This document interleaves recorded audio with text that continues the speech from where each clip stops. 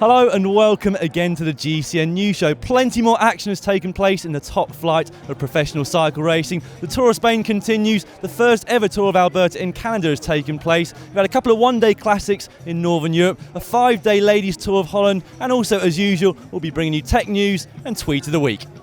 This time last week, the Tour of Spain headed into its first rest day. The day after that was the first time trial of this year's race, and it was Fabian Cancellara of Radio Shack who took quite a convincing victory over the world time trial champion Tony Martin using this bike. However, Cancellara's teammate Chris Horner, who had been leading the race, did lose some time in that time trial and lost his red jersey to the Italian Vincenzo Nibali, of course, the winner of this year's Giro d'Italia. But Chris Horner is the oldest guy ever to win a stage at a Grand Tour, and if he does remain on the podium at the end of the race, he'll also be the oldest guy to be on the podium of a Grand Tour. So what keeps that guy motivated? Well, we caught up with him before one of the stages to find out. I haven't quit. I still love doing the sport. I still like being here and racing, and I still enjoy everything except for the travel. That part I don't like a lot, but other than the travel, everything else is fantastic. I don't do 100 races like most guys do. I usually do 60 races, maybe 70 tops a year, and some guys are, really doing 100, 110 races even. So for me, I never did that many during my career, and I don't intend to. And as the race headed into the high mountains again, the weather took a dramatic turn, going from 40 degrees all the way down for 4. It had a severe impact on the peloton. We caught up with a few of the riders after that stage, and as you can see, they were quite miserable. 2 rain jackets, arm warmers, under jersey, but it was still freezing. The inaugural Tour of Alberta took place in Canada last week, a race which is helping to bridge the gap between the US Pro Challenge in Colorado and the 2 one-day World Tour races which take place in Canada very shortly. Now, with Peter Sagan winning both the prologue and stage 1, it was fast looking like the Cannondale rider would dominate the whole of proceedings. However, a very aggressive and fast start to the hilly stage 3 saw a very select group prize himself off the front and stay there until the end of the race. And it was Rohan, the neo-pro from Garmin-Sharp, who took victory on the stage and also the lead in the general classification, courtesy of his second place in the opening prologue. Second place on that stage and in the general classification was Brent Bookwater of BMC. And talking of BMC, their veteran rider Cadel Evans took victory on stage 4. Now, Evans has really been working hard to have a good end to this season after a disastrous Tour de France. He's been world champion before. This year's Worlds in Florence really does seem to suit him, but has he got a performance like that left in him? As usual, you can let us know your thoughts on that in the comments section below this video.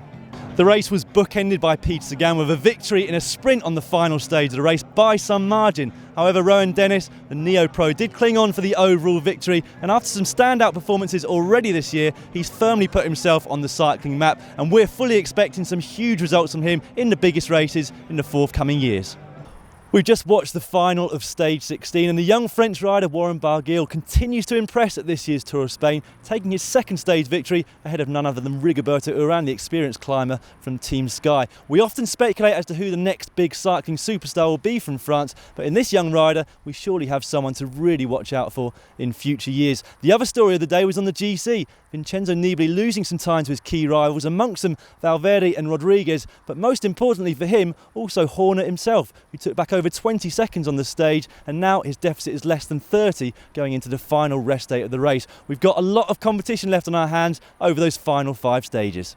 As well as these stage races, there's also been a couple of one-day classics taking place in Northern Europe. Paris-Brussels is no longer, it's now known as the Brussels Cycling Classic with a new route to boot. And it was Andre Greipel of Lotto Beresol who sprinted to victory there ahead of John Degenkolb and Nasser Bouhanni. But Bouhanni got his own back a couple of days later at the Grand Prix Fumier, beating Andre Greipel on the same day as his Francis Dejeux teammate took a fine solo victory on the Queen stage here at the Tour of Spain.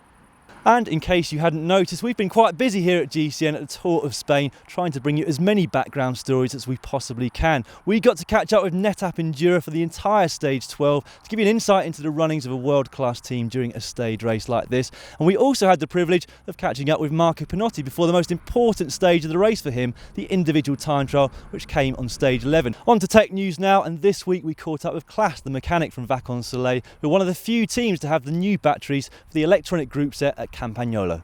The existing model that we have on all the bikes is like this, and is also placed in this position. What they do now, Campa, is that they put an internal one in, and it's placed here. So it's attached with the screws from the bottle cage. And if we need to take it out, then we have an insert, a pin with an insert, and we can lift it out.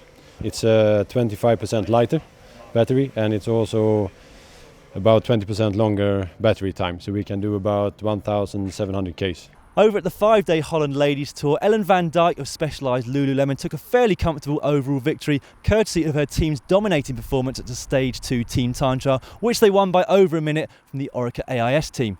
2 stages were won by Kirsten Wild of Team Argos Shimano, whilst the final stage was won by Tatiana Gudurzo of the M. Cipollini Giordana team. And moving quickly on, here is our viewers' bike of the week. Here it is. It's a 2012 Specialized Tarmac carbon frame. So I replaced them with some Reynolds tubular tire wheels. I've also installed a new crankset, Durace crankset. Greetings from Portugal. Keep up the good work. I love your channel. And thanks. And as always, we're going to leave you with Tweet of the Week, which this time is a picture. Over at the Tour of Alberta, the local favourite rider Hejsdal thought he'd won the first stage. Well, he did cross the line in front of everybody else, but unfortunately for him, it was a lap before the finish. Kindly, his teammates David Miller and Christian van der Velde printed out a load of these images, which they gave out to everybody at the restaurant where they were eating that evening.